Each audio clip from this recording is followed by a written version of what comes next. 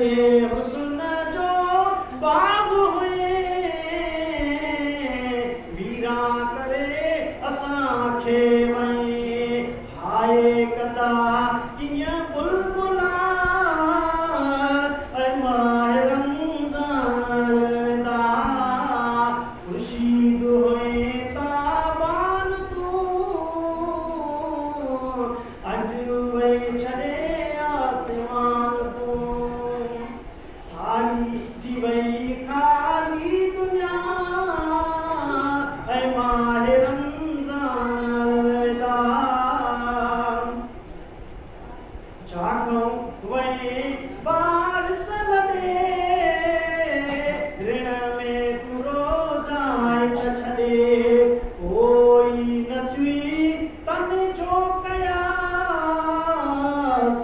ऐं माह रमज़ान अलविदा क़ुरान लए कन था सिकल काथऊं हो हाणे ॿुधनि हाफ़िज़ छॾे मस्जिद वया ऐं माह रमज़ान अलविदा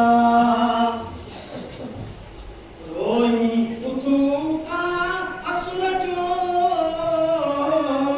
कोन्हे तमारो ज़िक्र जो काॾे वई ज़ाकिर लिका ऐं माह रमज़ान अलविदा अखियूं ॾिसी मस्जिद जॾहिं नथियूं तंहिं में ॾिसनि बिजल सदो साॻियो शुआ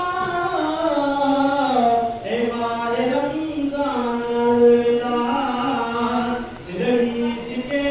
सुभान लए आला ख़ुदा जे शान लए सुभान चांदड़ चुप थिया ऐं माह रमज़ान अलविदा मोमिन जेको तो में मरे बख़्शिश ख़ुदा तंहिंखे करे काई न थे उन खां पुछा ऐं माह रमज़ान अलविदा जेको रखे रोज़ो बशर तो में ॾिए सदको फ़ितर मूजिब शरीयत मुस्तफ़ा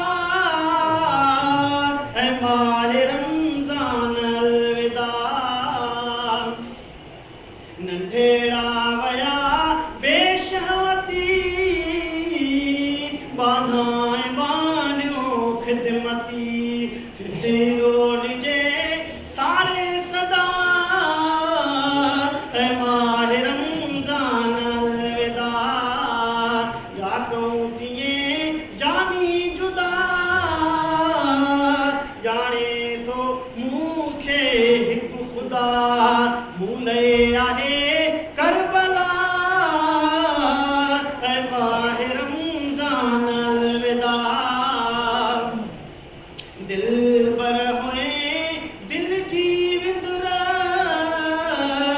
मादो आहियां तो लए हींअर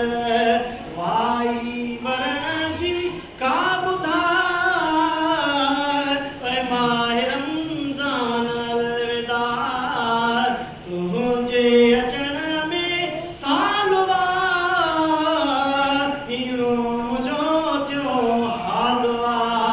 दम ते रखणु बेसौखता ऐं माह रमज़ान अलविदा जेतर अची मोटी मियां तेतर हलाइजे कीअं जीअं कंहिंखे मरण जी कल न का ऐं माह रमज़ान अलविदा छॾे तूं जतोई बयान खे ख़त्मो ॾे रमज़ान खे कलमो पढ़ी